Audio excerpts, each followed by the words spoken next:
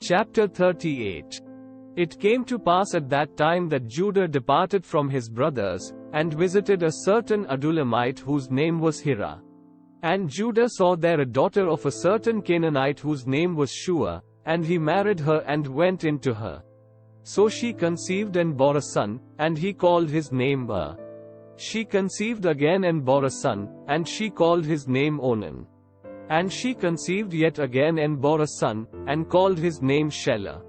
He was at Chezib when she bore him. Then Judah took a wife for his firstborn, and her name was Tamar. But Judah's firstborn, was wicked in the sight of the Lord, and the Lord killed him. And Judah said to Onan, Go into your brother's wife and marry her, and raise up an heir to your brother. But Onan knew that the heir would not be his. And it came to pass, when he went into his brother's wife, that he emitted on the ground, lest he should give an heir to his brother. And the thing which he did displeased the Lord, therefore he killed him also. Then Judah said to Tamar his daughter-in-law, Remain a widow in your father's house till my son Shelah is grown. For he said, Lest he also die like his brothers. And Tamar went and dwelt in her father's house. Now in the process of time the daughter of Shua, Judah's wife, died. And Judah was comforted, and went up to his sheep's shearers at Timnah, he and his friend Hira the Adullamite. And it was told Tamar, saying, Look, your father-in-law is going up to Timnah to shear his sheep. So she took off her widow's garments, covered herself with a veil and wrapped herself, and sat in an open place which was on the way to Timnah, for she saw that Shelah was grown, and she was not given to him as a wife. When Judah saw her, he thought she was a harlot, because she had covered her face. Then he turned to her by the way, and said, Please let me come in to you, for he did not know that she was his daughter-in-law. So she said, What will you give me, that you may come in to me? And he said, I will send a young goat from the flock. So she said, Will you give me a pledge till you send it? Then he said, What pledge shall I give you? So she said, Your signet and cord, and your staff that is in your hand. Then he gave them to her, and went in to her, and she conceived by him. So she arose and went away, and laid aside her veil and put on the garments of her widowhood. And Judah sent the young goat by the hand of his friend the Adullamite, to receive his pledge from the woman's hand, but he did not find her. Then he asked the men of that place, saying, Where is the harlot who was openly by the roadside? And they said, There was no harlot in this place. So he returned to Judah and said, I cannot find her. Also, the men of the place said there was no harlot in this place. Then Judah said, Let her take them for herself, lest we be shamed, for I sent this young goat and you have not found her. And it came to pass, about 3 months after, that Judah was told, saying, Tamar your daughter-in-law has played the harlot, furthermore she is with child by harlotry. So Judah said, Bring her out and let her be burned. When she was brought out, she sent to her father-in-law, saying, By the man to whom these belong, I am with child. And she said, Please determine whose these are, the signet and cord, and staff. So Judah acknowledged them and said, She has been more righteous than I, because I did not give her to Shelah my son.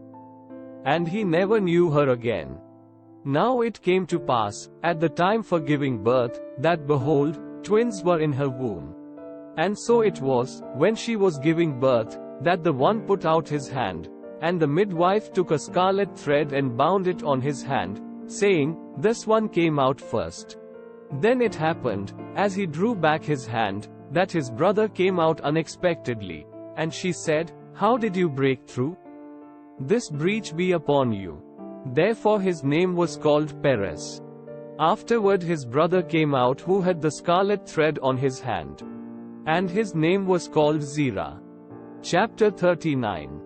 Now Joseph had been taken down to Egypt. And Potiphar, an officer of Pharaoh, captain of the guard, an Egyptian, bought him from the Ishmaelites who had taken him down there. The Lord was with Joseph, and he was a successful man. And he was in the house of his master the Egyptian. And his master saw that the Lord was with him and that the Lord made all he did to prosper in his hand. So Joseph found favor in his sight, and served him. Then he made him overseer of his house, and all that he had he put under his authority. So it was, from the time that he had made him overseer of his house and all that he had, that the Lord blessed the Egyptian's house for Joseph's sake, and the blessing of the Lord was on all that he had in the house and in the field. Thus he left all that he had in Joseph's hand, and he did not know what he had except for the bread which he ate. Now Joseph was handsome in form and appearance. And it came to pass after these things that his master's wife cast longing eyes on Joseph, and she said, "Lie with me." But he refused and said to his master's wife, "Look, my master does not know what is with me in the house, and he has committed all that he has to my hand. There is no one greater in this house than I, nor has he kept back anything from me but you, because you are his wife. How then can I do this great wickedness, and sin against God?" So it was, as she spoke to Joseph day by day, that he did not heed her, to lie with her or to be with her. But it happened about this time, when Joseph went into the house to do his work, and none of the men of the house was inside, that she caught him by his garment, saying, "Lie with me." But he left his garment in her hand, and fled and ran outside. And so it was, when she saw that he had left his garment in her hand and fled outside, that she called to the men of her house and spoke to them, saying, "See, he has brought into us a Hebrew to mock us. He came in to me to lie with me, and I cried out with a loud voice. And it happened, when he heard that I lifted my voice and cried out, that he left his garment with me, and fled and went outside.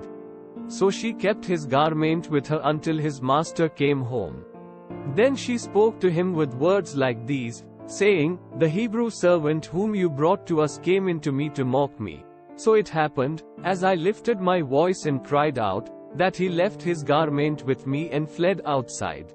So it was, when his master heard the words which his wife spoke to him, saying, "Your servant did to me after this manner," that his anger was aroused. Then Joseph's master took him and put him into the prison, a place where the king's prisoners were confined. And he was there in the prison. But the Lord was with Joseph and showed him mercy, and he gave him favor in the sight of the keeper of the prison. And the keeper of the prison committed to Joseph's hand all the prisoners who were in the prison. Whatever they did there, it was his doing.